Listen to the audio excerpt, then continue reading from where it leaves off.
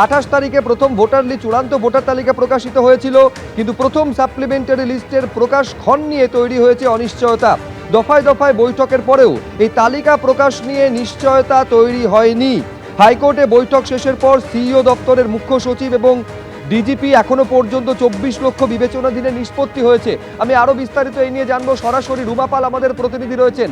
একটা সম্ভাবনার কথা শোনা যাচ্ছিল যে আগামীকাল হয়তো এই যে প্রথম সাপ্লিমেন্টারি লিস্ট সেইটা প্রকাশিত হতে পারে, কিন্তু নতুন করে অনিশ্চয়তাটা কি কারণে রুমা তৈরি হচ্ছে?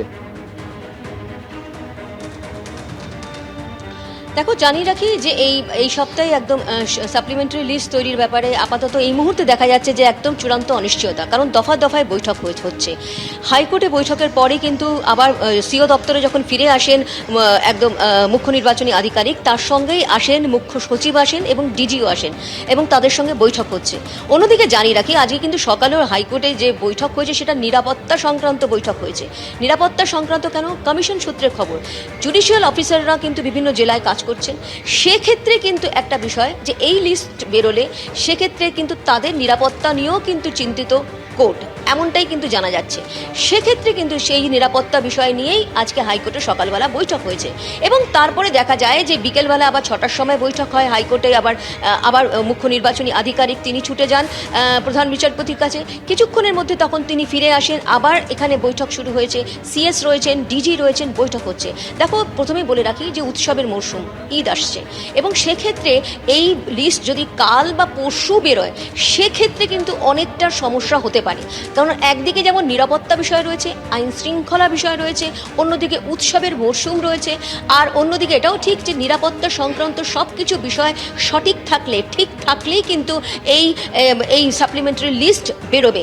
যেহেতু কমিশন কিন্তু এই সমস্ত লিস্ট বের করার বিষয়টা পুরো কিন্তু হাইকোর্টের কোর্টে কিন্তু বল ঠেলেছে, কারণ ভোর 3টের সময় কিন্তু একটা সফটওয়্যার যেটা তৈরি করে দেওয়ার কথা সেটা কিন্তু ভোর 3টের সময় কিন্তু হাইকোর্টের কাছে পৌঁছে গেছে এবং সেই সফটওয়্যারের মাধ্যমেই বলা হয়েছিল যে হাইকোর্ট যখন বলবে তার 6 ঘন্টার মধ্যেই কিন্তু ইসিআই তারপর কিন্তু তারা সেই সাপ্লিমেন্টারি লিস্ট বের করবে।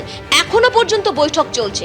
এই বৈঠকের নির্যাস কি হয়, এই বৈঠকের পর কি জানা যায়, অবশ্যই সেদিকে নজর থাকবে, অবশ্যই আমরা জানাবো, আমাদের নজর থাকবে। আপাতত রুমা, তোমায় ধন্যবাদ। আর এবার যে খবরে নজর রাখবো, প্রশাসনের শীর্ষ স্তরে ব্যাপক রদবদল। তাই নিয়ে ফের জ্ঞানেশ কুমারকে চিঠি দিলেন মমতা বন্দ্যোপাধ্যায়। প্রশাসনের শীর্ষ স্তরে ব্যাপক রদবদল প্রসঙ্গে ফের জ্ঞানেশ কুমার অর্থাৎ মুখ্য নির্বাচন কমিশনারকে চিঠি দিলেন মমতা বন্দ্যোপাধ্যায়। এই ধরনের পদক্ষেপ জরুরি অবস্থা কেন্দ্রীয় শাসনের দিকে ঠেলে দিতে পারে আক্রমণ শানিয়েছেন মমতা বন্দ্যোপাধ্যায়। কথা বলবো, আমাদের সঙ্গে রয়েছেন আমাদের প্রতিনিধি আশাফুল হোসেন। আশাফুল, এর আগে চিঠিতে অভূতপূর্ব বলেছিলেন মমতা বন্দ্যোপাধ্যায়, এবারে আর কি উল্লেখ করলেন চিঠিতে, কিভাবে আক্রমণ শানিয়েছেন? দেখো, আজকে নির্বাচন কমিশনকে দফায় দফায় আক্রমণ করছেন মমতা বন্দ্যোপাধ্যায়। যে প্রথম চিঠিটা তিনি যেটা লিখেছিলেন এবং সেখানে যে বিষয়টা খুবই গুরুত্বপূর্ণ, তিনি বলেছিলেন যে অঘোষিত জরুরি অবস্থা এবং অঘোষিত রাষ্ট্রপতি শাসন জারি করার চেষ্টা হচ্ছে আমাদের রাজ্যে। এবং তিনি এখন যে কিছুক্ষণ আগে একটি চিঠি লিখেছেন তাতে তিনি অভিযোগ করেছেন যে নির্বাচনের আনুষ্ঠানিক বিজ্ঞপ্তি জারির আগেই রাজ্যের বহু শীর্ষ প্রশাসনিক এবং পুলিশ আধিকারিককে হঠাৎ করে সরিয়ে দেওয়া হয়েছে, যা নজিরবিহীন। সেই সঙ্গে মুখ্যমন্ত্রীর বক্তব্য যে এই ধরনের পদক্ষেপ প্রশাসনিক প্রয়োজনের বদলে রাজনৈতিক উদ্দেশ্য প্রণীত। প্রধান সচিব, স্বরাষ্ট্র সচিব, ডিরেক্টর জেনারেল অফ পুলিশসহ একাধিক উচ্চপদস্থ কর্মকর্তাকে কোনো স্পষ্ট কারণ ছাড়াই অপসারণ করা হয়েছে বলে মুখ্যমন্ত্রী চিঠিতে অভিযোগ করেছেন।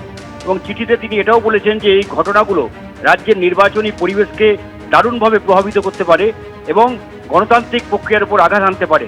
তিনি নির্বাচন কমিশনের কাছে এই বিষয়ে ব্যাখ্যা চেয়ে অবিলম্বে হস্তক্ষেপের আবেদন জানিয়েছেন এবং একই সঙ্গে মুখ্যমন্ত্রী বলেছেন যে রাজ্যের স্বাভাবিক প্রশাসনিক কাজকর্ম যদি এর জন্য ব্যাহত হয় তার দায়ভার কিন্তু নির্বাচন কমিশনকেই নিতে হবে।